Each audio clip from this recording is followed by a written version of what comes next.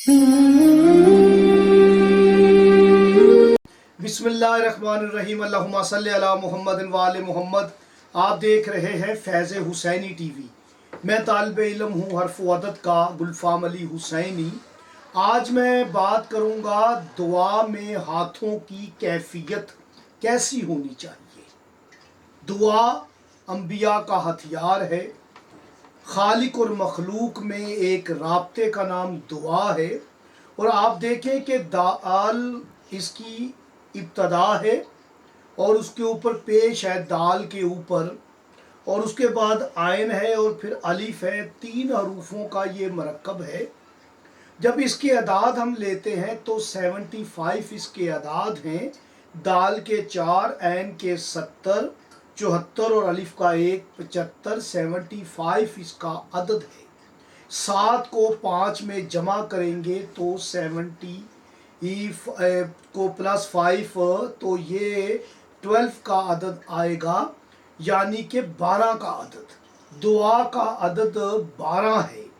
12 کی ولایت، 12 کا واسطہ دے کر آپ دعا کریں اور محمد و آل محمد پر درود بھیجیں۔ دعا کے اول و آخر درود ضرور آپ پڑھا کریں، یہ دعا کی قبولیت کی سند ہے۔ اور یاد رکھیں کہ مصیبت سے پناہ مانگنی ہو تو آپ نے اپنی ہتھیلیوں کو قبلہ کی طرف رکھنا ہے، جیسے کہ اللہ میں برے وقت سے، بری رات سے، بری سانس سے، برے لمحے سے تیری پناہ چاہتا ہوں۔ میرے اللہ میں شیطان مردود سے تیری پناہ چاہتا ہوں۔ میں آفات سماویہ بلیات ارضیہ سے تیری پناہ چاہتا ہوں۔ جب آپ نے پناہ مانگنی ہو تو آپ کا ہاتھوں کی جو کیفیت ہے وہ ایسے ہونی چاہیے، نہ کہ ایسے ہونی چاہیے۔ مصیبت سے پناہ مانگنے کے لیے آپ کے ہتھیلی جو ہے آپ کی وہ قبلہ کی طرف ہونی چاہیے۔ اور یاد رکھیں جب آپ نے رزق طلب کرنا ہو تو آپ کی ہتھیلی آسمان کی طرف ہونی چاہیے کہ اللہ مجھے رزق عطا فرما، برکت والا، وسعت والا رزق کی طلب کے لیے آپ کی یہ ہتھیلیاں آسمان کی طرف ہونی چاہیے۔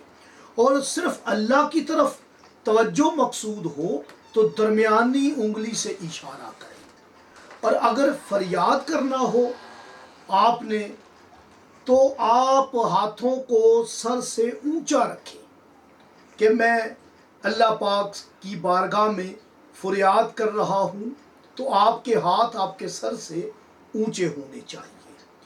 گڑ گڑانا ہو تو درمیانی انگلی کو چہرے کے قریب حرکت دیں۔